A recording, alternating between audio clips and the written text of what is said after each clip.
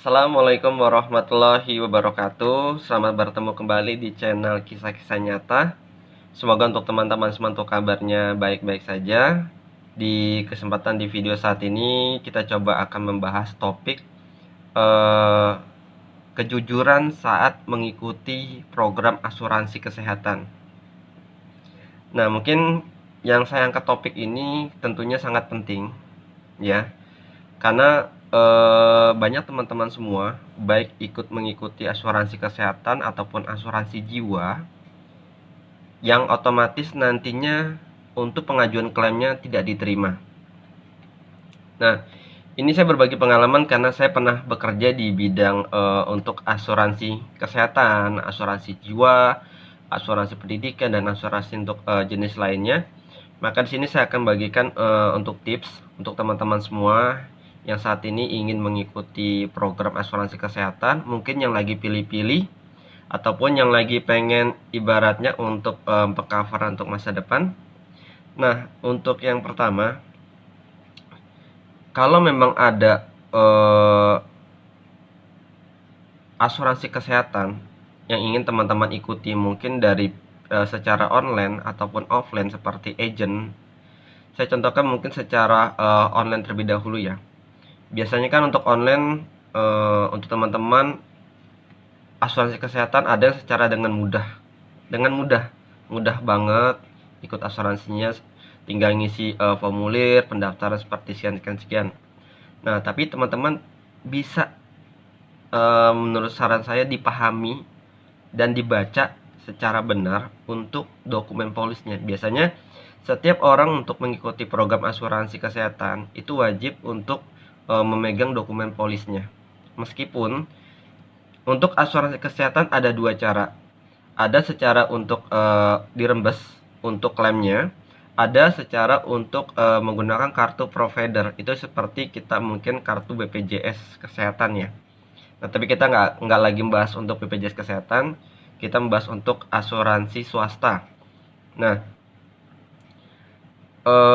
kalau untuk yang online mungkin yang seperti itu secara dengan mudah, tapi teman-teman saya sarankan jangan pernah berbohong ataupun ibaratnya main isi-isi asal-asalan saja. Biasanya kan ada juga ya contoh, apakah Anda mempunyai riwayat penyakit jantung, penyakit darah tinggi, apakah Anda punya turunan penyakit yang seperti penyakit jantung, darah tinggi, paru, ataupun kanker ataupun lainnya lah. Seperti itu sebagai contoh saja.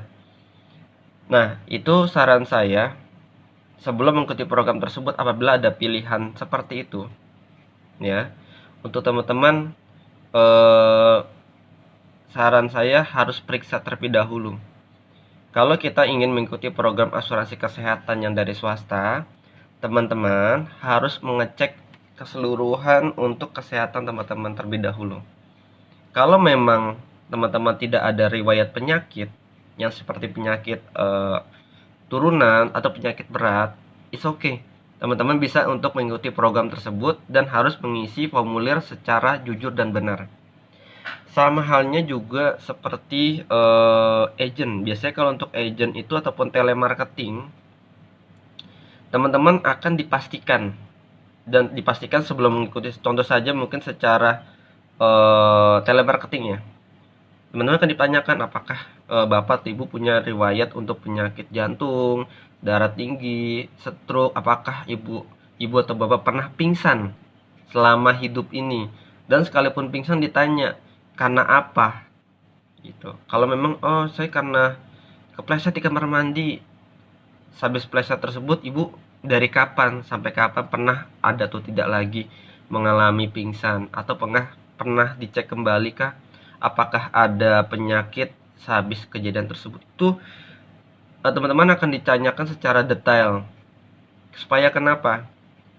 Kalau teman-teman berbohong, contoh teman-teman ikuti program untuk asuransi kesehatannya, tiba-tiba jarak 2 bulan atau 3 bulan teman-teman mengalami, maaf sebagai contoh saja, penyakit stroke ataupun jantung ataupun penyakit yang berat atau penyakit lainnya yang sebenarnya teman-teman sebelumnya asal isi sajalah, atau teman-teman belum pernah mengecek tersebut.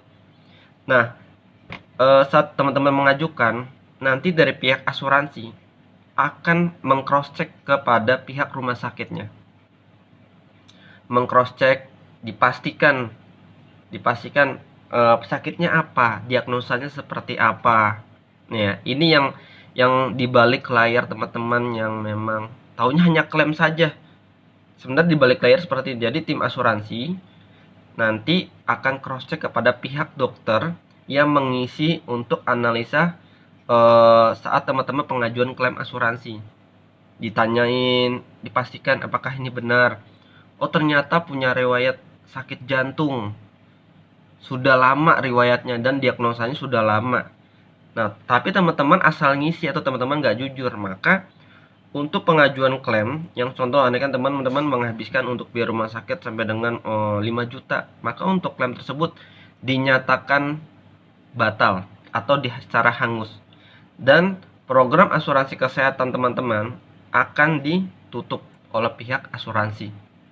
Karena di situ teman-teman dinyatakan tidak jujur untuk atau tidak menginformasikan tentang riwayat kesehatannya. Kan nyesek ya, udah ngikut setahun, ternyata di diagnosanya teman-teman sebenarnya udah punya penyakit riwayat jantung itu sudah 2 tahun yang lalu, tapi teman-teman nggak sadar atau nggak tahu. Nah, maka tetap saja dari pihak asuransi akan meng-cancel untuk pengajuan klaimnya.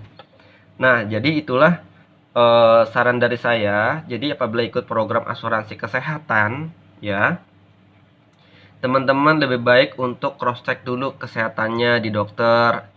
Nanti periksa kesehatannya, apakah ada riwayat penyakit, apakah teman-teman ibaratnya ronsen ataupun lain-lainnya tidak ada darah tinggi. Biasanya itu darah tinggi yang memang pihak asuransi manapun tidak mengcover.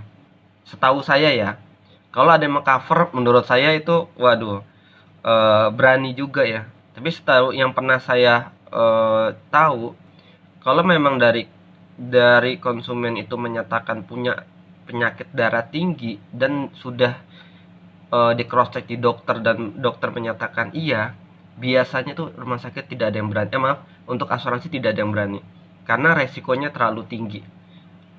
Karena konsep untuk asuransi seperti ini teman-teman. Maaf ya, bentar ya. 100 orang yang mengikuti program asuransi, mereka mempertimbangkan minimal atau maksimal tuh untuk yang konsumen atau customer yang mengikuti program asuransi, klaimnya maksimal hanya 10 orang saja. Dan semoga-moga untuk dari 10 orang tersebut, untuk 90 orangnya tidak ada mengajukan klaim, karena dari 90% tersebut dia mengambil untung. Seperti itu teman-teman. Nah, itulah untuk tip dari saya. Semoga bisa bermanfaat. Berbagi pengalaman itu penting. Ya udah mah teman-teman semua, untuk sobat kisah-kisah nyata, terima kasih sudah menonton video saya. Sampai bertemu kembali, kita akan membahas untuk banyak-banyak untuk tentang program asuransi semuanya. Assalamualaikum warahmatullahi wabarakatuh.